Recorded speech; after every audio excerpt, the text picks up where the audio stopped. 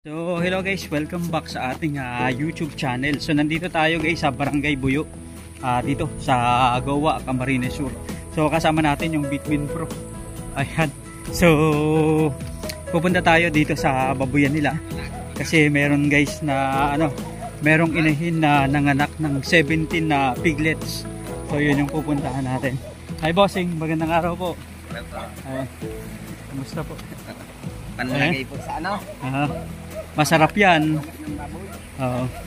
So ayun na si Sir Paulo. Punta tayo doon.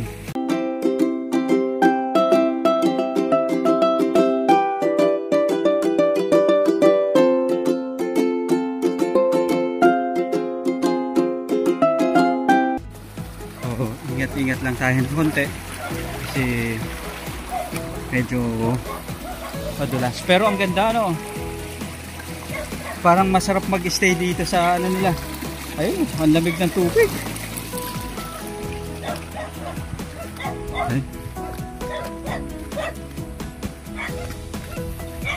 Ito taniman rin guys ng ng mga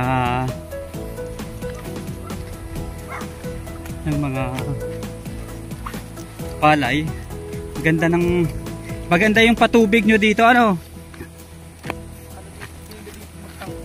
Oo.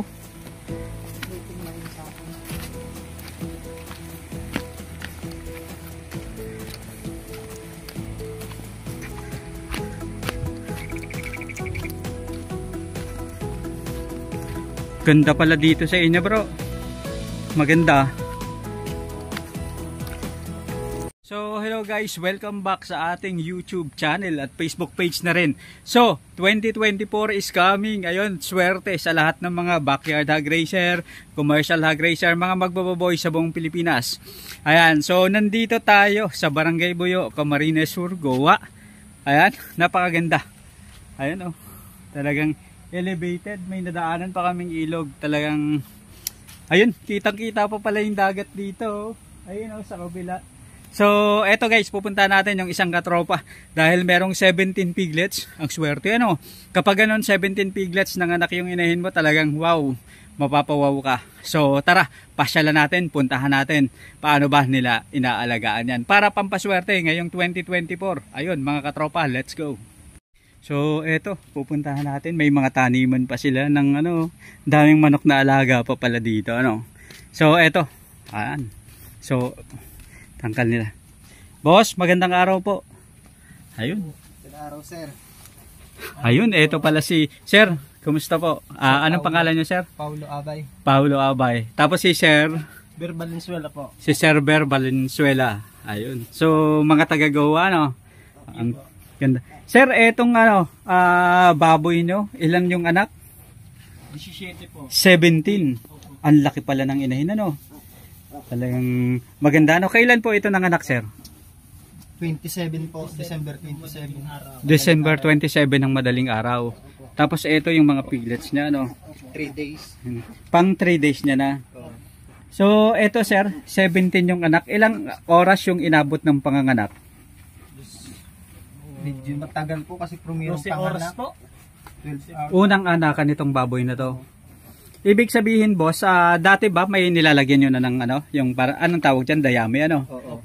Nilagyan nyo na ng dayami yan o wala pa? Wala pa. Nilagyan yan dayami kasi para sa biik. Para sa piglets. Pero dati wala siyang wala siyang dayami. Kumusta naman po yung pagbabantay nyo yung habang nanganganak itong mommy pig? Ayos lang naman po. Matuloy-tuloy naman yung panganak niya. Opo. Ganda Ito sir, ano yung mga ginawa nyo pagkatapos ng manganak o before siya na manganak yung baboy? Hindi kami nang lutalize. Overdue na po kasi. Overdue. Bali ilang days na po siyang overdue, sir?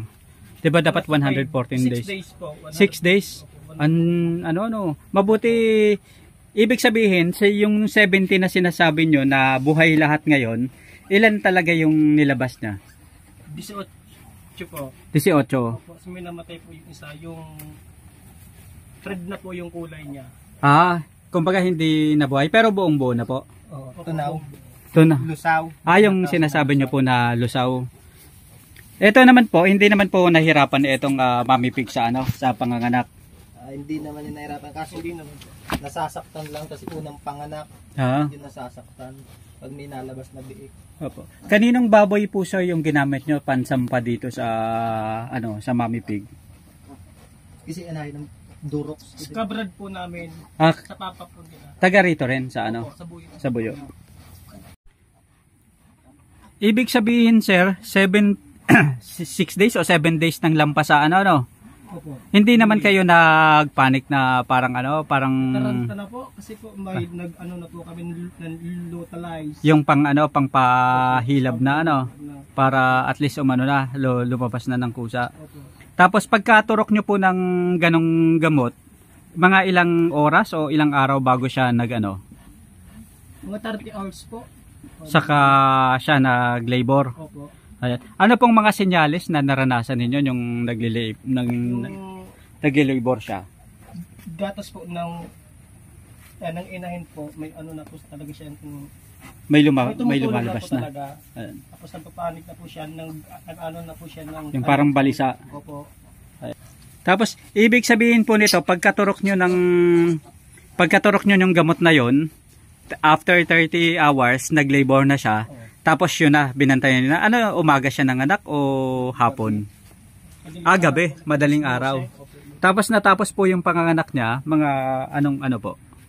Natapos po ng umaga. Kaso po, may sumunod pa po ng tanghali sa hapon ng isang biik. Nag-ano pa? Opo. Tapos buhay na po yung biik na yon.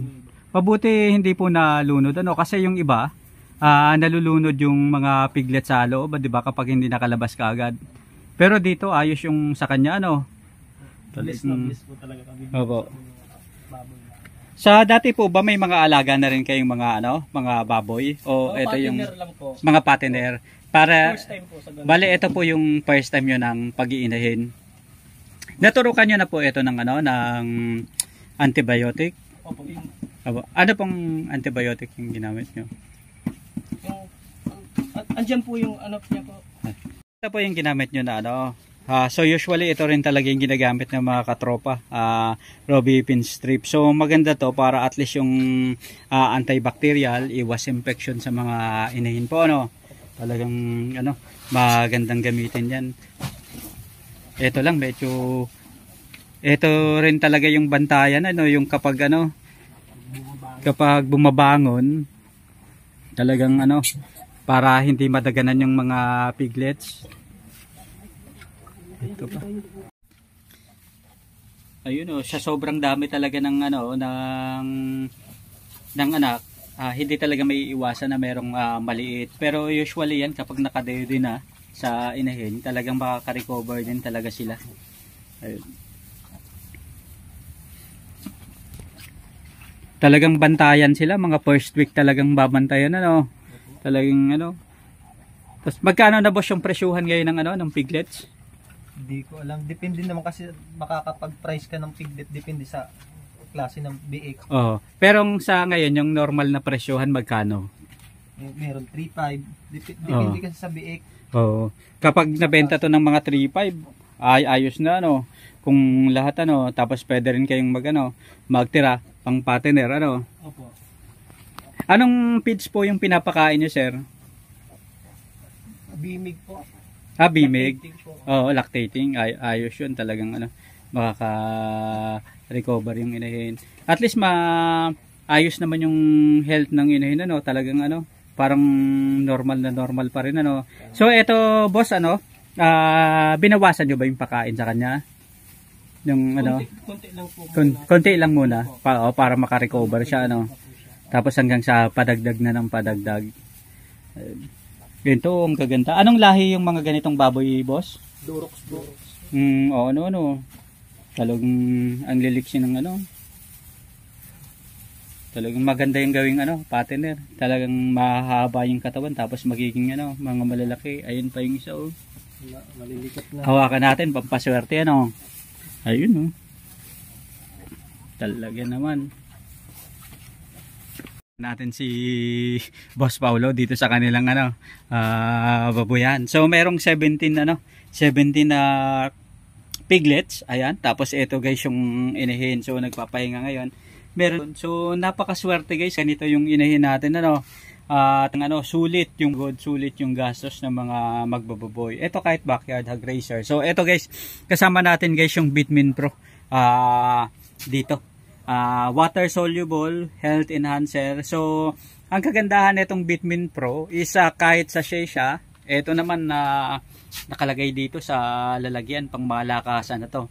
Ang maganda dito sa Bitmin Pro is meron siyang multivitamins, may minerals, may B-complex na rin, may electrolytes, may amino acid, probiotics. So tayong mga magbababoy talaga, lagi natin parang best friend natin yung electrolytes, 'di ba? Kasi yung electrolytes yung kapag nai-stress yung baboy, ayan, yun talaga yung best friend natin. Yung B-complex naman kapag nanghihina yung baboy, talagang para bumalik yung kanilang lakas. So eto guys, ang kagandahan nitong Bitmin Pro, kapag ginamit, pwede siya sa inahing baboy, pwede sa mga gilt, sa mga barako, at pwede rin sa mga sa mga patiner, ayan, sa mga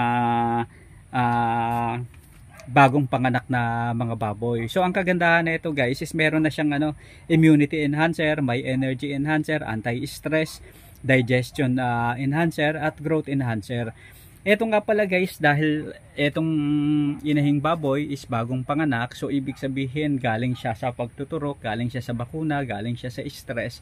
So kapag ganito, kahit 10 grams lang ang gamitin, ihalo sa 4 na litro na tubig o 4 na soft drinks na malalaki, okay na yon. At pwedeng gamitin araw-araw. At kung normal naman guys yung napagkakataon na mga patiner, normal yung panahon, pwede siya 5 grams lang o kaya isang kutsaritang ganito, isang kutsaritang ganyan, ihalo sa 4 na litro na tubig, at yun na, pwedeng gamitin guys 3 times a week bilang kasama ng inumin ng baboy. Ngayon, kung ang panahon naman is sobrang init o kaya sobrang lamig, pabago-bago, severe weather condition, so pwede siyang gamitin araw-araw, pero same mixing pa rin, 5 grams o isang kutsaritang ganito, at pwedeng ihalo sa 4 na litro na tubig, ishalo lang sa inumin ng baboy. Ngayon, itong baboy na to bagong panganak, so dagdagan natin, gawin nating 10 grams. Tapos pwedeng gamitin araw-araw, or bahala na kayo, pwede rin gamitin 3 times a week. Pero ideally, pwede siyang gamitin araw-araw. Lalo na itong ating mommy pig is napakarami ng anak, 17 yung anak. So eto guys, talagang malaki yung maitutulong nitong Bitmin Pro sa kanya. Dahil nga, ibig sabihin nito, may anti-stress siya. Tapos, makakatulong rin ito guys para at least mabilis na makarecover yung ating inahing baboy. Meron siyang immunity enhancer, ibig sabihin, laban sa mga sakit-sakit at sa na maidudulot sa baboy. So, may iwasan yung ganun. Energy enhancer din para magkaroon siya ng extra energy. Ayun, so katulad nito, madali siyang makakapag-recover. Digestion enhancer, madaling matunawan ng pagkain para at least yung feeds conversion ratio natin, lalong-lalo na sa mga patiner na baboy, is makita natin at maging effective sa katawan ng baboy. So growth enhancer din, meron din siya. Ibig sabihin yung mga patiner natin, mas makikita natin yung resulta sa katawan ng pinapakain sa mga alagang baboy. Kapag eto guys yung ginamit, growth enhancer, tayong mga magbababoy, gusto natin makita kaagad yung resulta sa katawan. Kung ano yung pinapakain natin sa sobrang taas ng gastusin sa pag-aalaga ng baboy, syempre gusto natin kung ano yung ginastos natin, makita natin sa katawan ng mga alaga, lalong-lalo na yung mga nagpa-patiner, kasi doon natin nakikita kung pwede na bang ibenta yung baboy. Tayong magbababoy, talagang tinatry natin i-estimate ilang kilo na ba to, pwede na ba tong ibenta. So malaki ang maitutulong nitong Bitmin Pro para sa mga alagang baboy kung gagamitin natin. At saka isa pa guys, kung wala tayong pambili ng mga malalaking ganito, meron naman guys sachet. Yung sachet nito is 20 grams. Ibig sabihin yung 20 grams isang sachet, pwedeng gamitin guys sa 4 na beses. Ibig sabihin yung isang ganito na sachet, hawak daw bro. Ibig sabihin guys, ito marami to ano, parang sinturon ano. Ayun no. Ibig sabihin, isang sachet lang guys na ganito, 20 grams. Ibig sabihin, pwedeng hatiin sa 4 na hati itong isang sachet na to. Ang 1/4 nito guys ay pwedeng itimpla sa 4 na litro na tubig. Ibig sabihin, 4 na soft drinks na malalaki, 'di ba? So, sulit na sulit. Biruin mo, imagine ganito lang kalaki. 4 na beses mong gagamitin. Pwede nang sa loob ng isang linggo, eto, magamit sa mga alagang baboy. Talagang sulit na sulit guys, at saka napakamura lang nito guys sa market. Talagang kaysa bumili ka pa ng napakaraming sachet na iba't iba yung gamit, dito ka na sa all-in-one Vitamin Pro. So meron siyang multivitamins, may mineral, may B-complex, may electrolytes, amino acid, at saka probiotics na rin. So tamang tama dito sa inahin natin na talaga namang todo yung panganganak niya, at sulit na sulit dahil talagang napakarami niyang binigay na blessing. Ayan, so ngayong 2024 kapartner natin Vitamin Pro sa pag-aalaga ng baboy.